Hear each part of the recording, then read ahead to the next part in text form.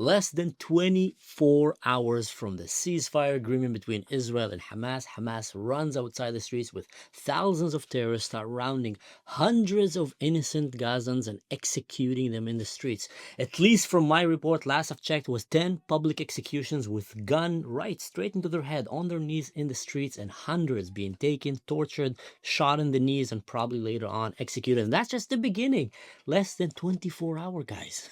That's just crazy.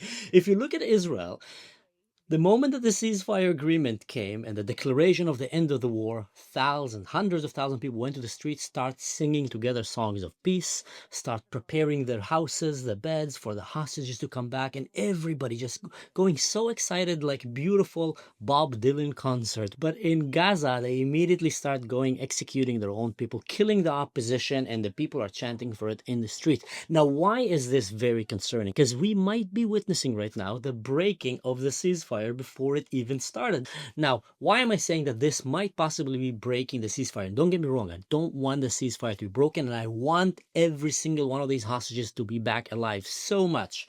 But something in me is telling me that something bigger and more sinister is happening. Because let's talk about this. Part of the agreement for this ceasefire and the return of the hostages, that Hamas can no longer rule over Gaza. Not gonna happen. You brought October 7 on yourself and on the people of Israel. You can't no longer govern Gaza.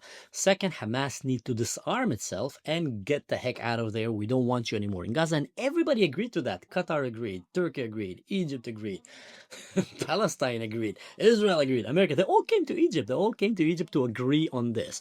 Second part was that we need to find a ruling power to replace them. And could it be the Palestinian Authority or someone else that will come and govern instead of them? Now everybody agrees, and the hostages need to go back, and Israel pull out of Gaza to some agreed border. Everyone agree. Like, this is a list, guys. Azim, do you agree? Yes, yes, yes, I agree. Mustafa, agree? Yes, yes, I agree. Israel, of course we agree. Just give us back the hostages already, guys. The deal doesn't even come to place. Donald Trump runs to get his Nobel Prize, or at least he wanted to. Secretary of Defense goes and tells the Qataris, thank you guys for helping us achieve everlasting peace between Israel and Gaza. Boy, if jumping ahead of your horse was a meme. Now, I know Donald Trump ran already to get his Nobel Prize for peace, and his Secretary of War went and gave Qatar a big gift. Here you go, an Air Force training base in America. Thank you for helping us achieve an everlasting peace between Israel and Palestine. No one other than President Trump could have achieved the peace that we believe will be a lasting peace in Gaza. And Qatar played a substantial role from the beginning, working with our folks to ensure that came about. So I want to thank you for that historic peace. We look forward to joining the president as that gets, it's already been delivered, but as that's formally signed as well. And I'm also proud that today we're announcing, we're signing a letter of acceptance to build a Qatari Emiri Air Force facility at the Mountain Home Air Base in Idaho. Boy, that went south really fast. And the first thing that Hamas does, less than 24 hours, goes outside, start rounding all the opposition and potential parties, families, tribes that can come and rule over Gaza instead of him. And what does he do? Executes them. Execution styles on their knees, back of the head, shooting them in the street, torturing them, making it a public show. They don't even go celebrate. They're not even going celebrate, ceasefire, finally, the genocide is finished, finally. No, no, no, they're not. They're not. They go and they break the ceasefire by saying, and they added to it, we're not going to be disarmed, and we're not leaving Gaza, and we're not going to stop fighting Israel. We're going to keep going until we kill all the Jews. I mean, wasn't that like the whole idea of the ceasefire? Wasn't that like the whole agreement that Azim and Mustafa all agreed about? Like, seriously, that Muhammad Mahmoud, Abdul Mahmoud, Abdul Jabbar Muhammad, very creative names. Didn't they all agree on that? Now, what does that tell us? And there's a few very concerning options here. One, that they planned this all along. They wanted to get a break from the Israeli Air Force so they can go and eliminate every opposition, and eliminating the hope that one day Gaza will not be under the terror rule of Hamas, by killing all the opposition and making sure everybody understands in Gaza, in the world, we're not leaving. So how can we get out of there? So Muhammad is sitting there. Imagine a bunch of goat lickers, analphabets, they can barely read, sitting in a cave. And Muhammad comes to Mahmoud and tells him, watch me. I'm gonna make the whole world spin on my finger. Even President Trump and Bibi Netanyahu and everybody, Macron and macaroni and spaghetti. Look at me. Guys, I want to have a ceasefire. I'll give you back the hostages. Oh, everybody jumps. More people get excited about this than watching than going to a concert of Taylor Swift. Like literally all of planet Earth, like, yay! And then everybody falls for it and they go and they do what they do. They go, they kill people, they recruit people. They even actually sent already more than 1,000,000 Gazans back into their homes. So what does that mean? Human shields. We just recruited more human shields. They kind of ran out of human shield because Israel was been like telling them, move here, move there, we're gonna fight here, and separating the war zone so innocent civilians won't get hit. So now they brought all the innocent civilians into their battlefield. Trick number one.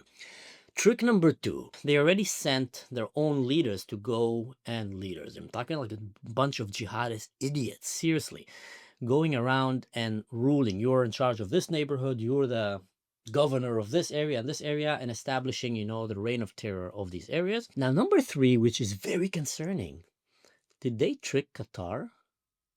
I mean, because obviously they told Qatar that they agree. Now, I don't believe, was Qatar in on this? Again, I find it hard to believe that Qatar will dare to anger Donald Trump, even though they're paying him a lot of money and giving him a private jet. But still, I think that's a limit. I don't think they want to anger him. And when they came and promised him, we got this under control, Hamas, you do this. So the option of Qatar and Turkey being in on this is very, very slim. The option that Hamas, maybe the new leadership of Hamas, just doesn't give a goat piss about all these guys and they're just zealous. And that's the problem. And that is, ladies and gentlemen, what happened when you're dealing with true believers. True believers, and we have a good example. For example, Charlie Kirk was a true believer. And then you have also on the other side, now not in any way comparing Charlie Kirk with these animals, but just to give you an example that true believers exist on both sides of the fence. And the thing is with true believers is that they cannot be bought, they cannot be swayed, they cannot be bribed because they truly, genuinely believe in their cause.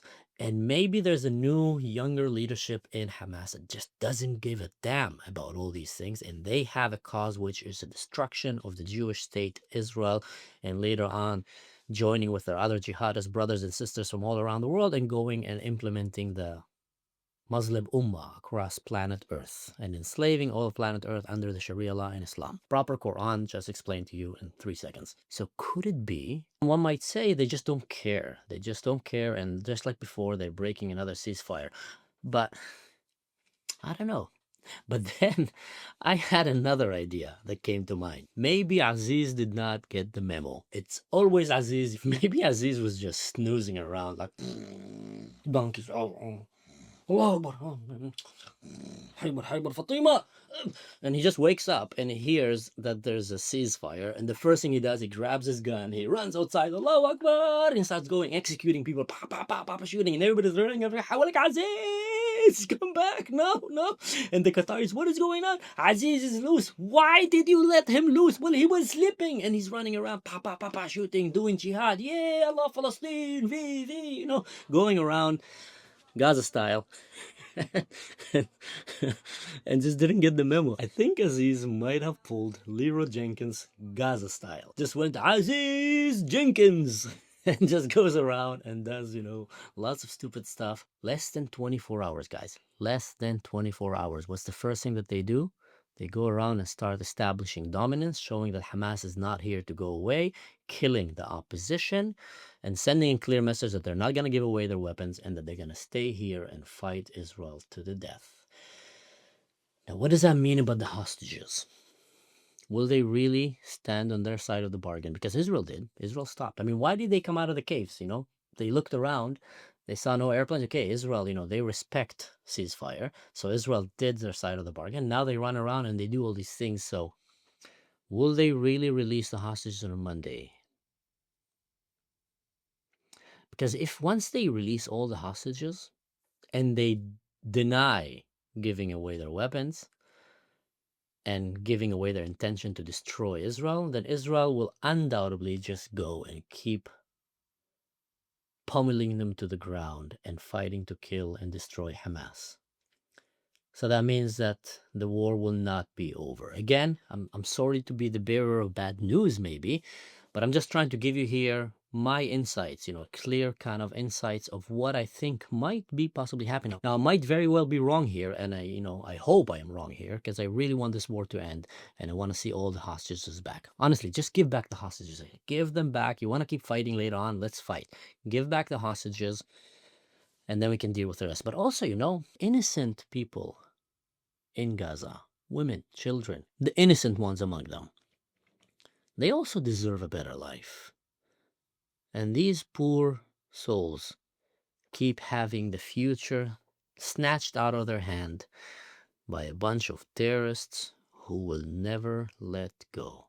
Because anyone who thinks that evil people will gladly give away power just because you ask them nicely is very naive and doesn't know history. And undoubtedly, Hamas is very evil. So anyway, I'm going to try to keep you updated. Like I said, less than 24 hours.